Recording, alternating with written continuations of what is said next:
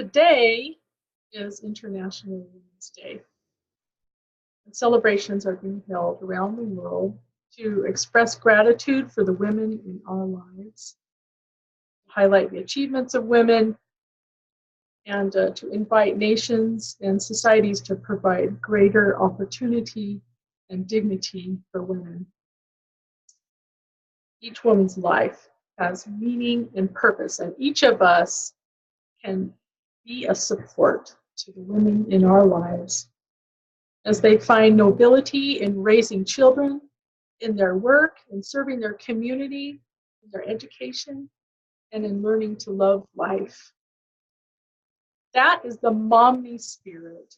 Momni, the host of this celebration, provides a better way for mothers to link together through care sharing so that more mothers can find child care that they need when they need it, and more mothers can have a way to earn flexible income to fulfill their personal and their family goals. So this Momni celebration isn't about which political party you prefer. Today's speakers will address a wide variety of topics to invite women to find new and better ways to find meaning and purpose in their lives. The focus of my presentation is about women as mothers of young children. We're going to talk about inspiring our children to learn today. I'm excited to share with you some techniques for doing that. Parents are often surprised when they set out to teach their children something, and their children reject or resist their parents' instruction. So what are parents to do? They can invite, or coax, or strongly suggest, or bribe, or beg, or threaten, or just wait and hope children decide to learn. Or they can inspire a desire in the hearts of their children. I want to share with you 4 simple techniques that you can use and start using today to help your children to have a desire to learn. The first one is what I call the art of offering variety. And any mom who has ever successfully gotten clothes onto a 2-year-old's body and the 2-year-old is still happy about it knows about the art of variety. It works like this. Option A, we pick out a pair of pants and a shirt and begin to clothe the toddler.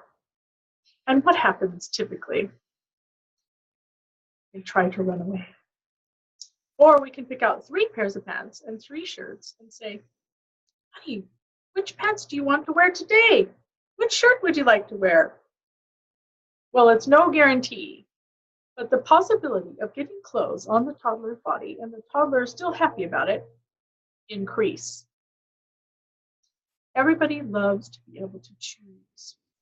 And we learn from the famous marketer, Howard Moskowitz, as told in the book Tipping Point by Malcolm Gladwell, the power of having options to choose. It used to be in the marketing world of food sales that food companies would go to great lengths to determine what is the very best tasting product that they can produce. And then they would produce that and sell that in stores. After much research, Howard proposed that they not think so much about the very best type of food to sell, but rather the best type of foods. And he started out doing this with Prego, which is a spaghetti sauce sold by the Campbell Soup Company. I'm sure you're familiar with it. Because back in those days, there was just the one flavor of Prego. But he suggested that there ought to be several flavors of Prego. And at first, the Campbell Soup Company was resistant to this idea. But as he kept pressing the point, they decided they would do it. So they offered a variety of different spaghetti sauces.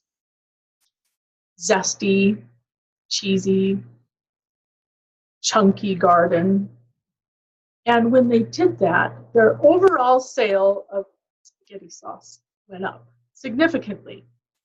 And now you see, as you go to the grocery store, there's a variety of all different types of products. If you think back when you were a young child, what were the different types of Campbell soup that you saw on the shelf?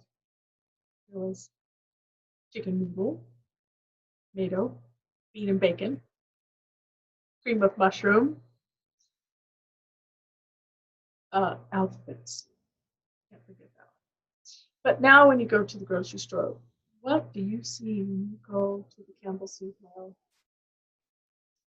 There's reduced salt and low fat.